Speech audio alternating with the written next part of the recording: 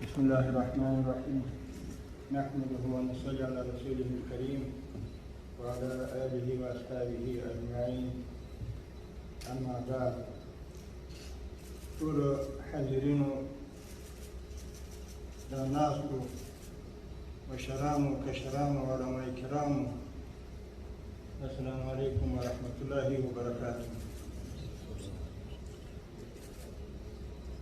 موږ دا ډېر ورځې په ښه فضا کې مذاکراتي غونډې درلودې او د افغانستان د معضلې د حل لپاره مو پر مهمو موضوعاتو خبرې سره وکړې او په راتلونکي کې به هم دغه رنګ ناستې جریان ولري انشاءالله.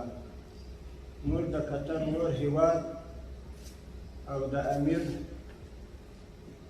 او د وزیر خارجه او د کهتاني صاحب او د ټولو چارواکو څخه ډېره مننه او ډېره ستاینه ځینې کوو چې ډېرې هلې ځلې کړي د سولې په پروسه کې او ډېرې ستړیاوې ګاللې دي.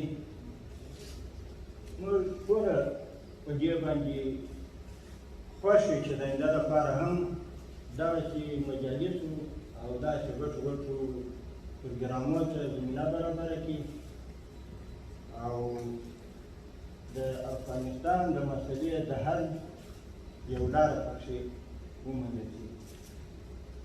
نور له ټولو حاضرینو څخه مننه کوم. السلام علیکم ورحمة الله وبرکاته.